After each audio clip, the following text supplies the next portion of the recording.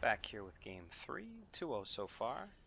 We're looking at a hand that has 2 5-drops, not all of our colors, and we can't play our 2-drops, so we're going to toss this one back.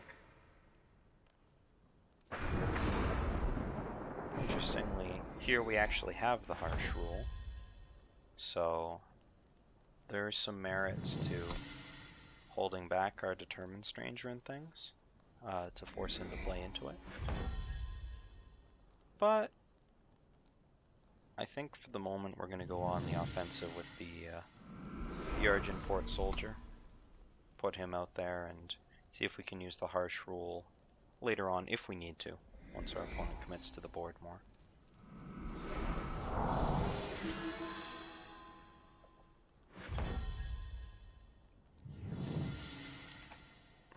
The Amber Acolyte is a pretty good play against us since the 2-1 trades quite effectively with the Argent soldier, but I think I'm going to play the Crown Watch Longsword so that I can threaten him, as a 5-4 is pretty good at this point in the game and should do a lot to force my opponent to commit to the board.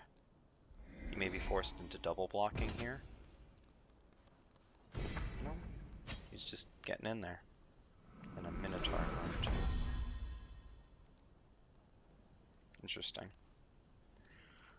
So Determined Stranger blocks all those, but so does Awakened Student, and Awakened Student does not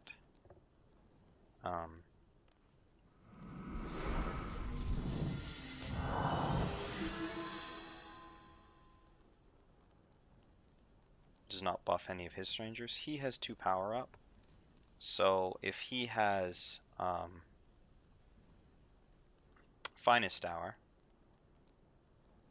he would be able to block and trade very effectively, so I'm just going to wait 1 turn so that I can have Synchronized Strike up the next turn.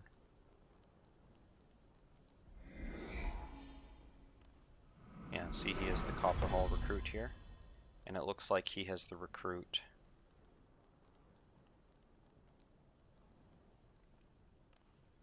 plus the Finest Hour. But we'll hazard an attack this turn. See, if he just single blocks with Copper Hall Recruit, becomes a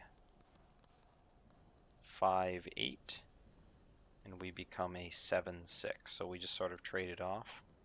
So that's not the most exciting. So we'll hazard. What if we attack with both?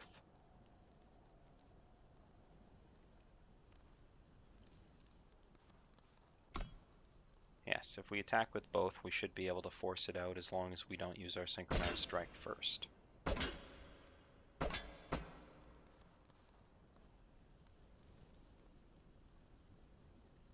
I'm fine with this.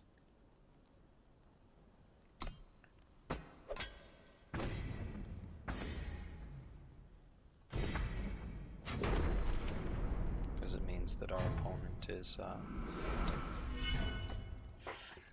forced to sit on that Finest Hour.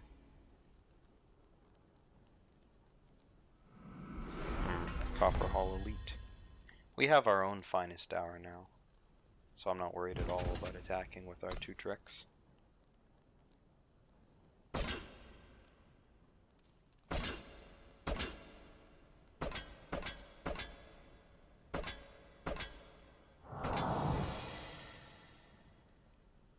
This works out pretty well. Now he has to decide where he wants to commit the Finest Hour. And if it's here, we just play Finest Hour here, and the game is probably ours. Oh, he's got Teleport. Interesting. Okay. That's fine. This still goes through and we trade 2 for 2.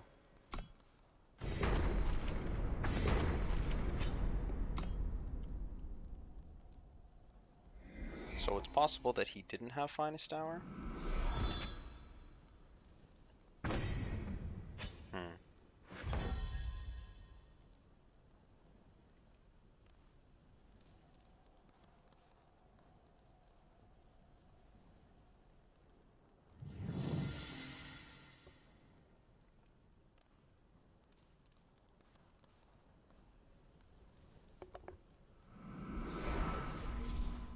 think I'm going to play this a little bit slower and go for a double block here.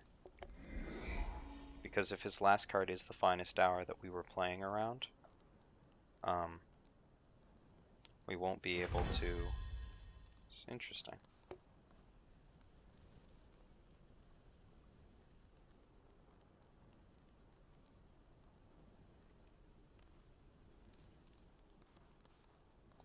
Looks like we're just going to build up a board then.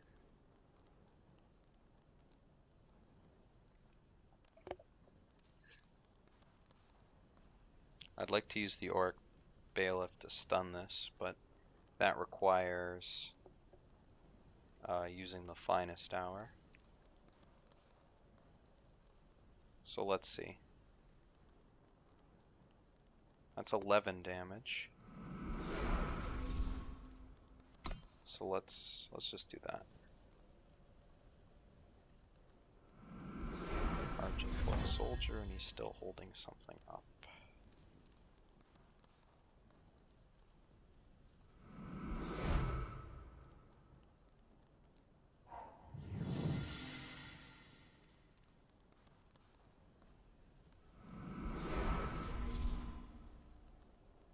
Oh, yes. Okay, so that's embarrassing. This has endurance from the Stalwart Shield and can therefore not be stunned.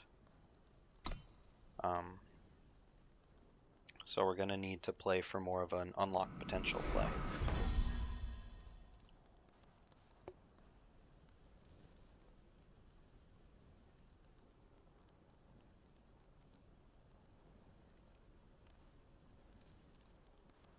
Can watch Cavalry on this guy. Should be enough to force out that finest hour if he has it. No, a teleport.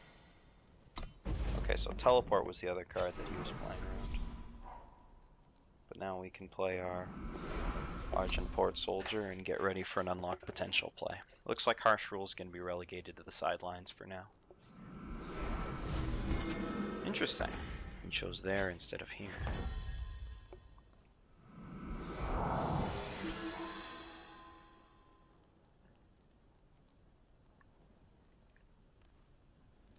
And now that he has no cards in hand, I think it's safe to just do this.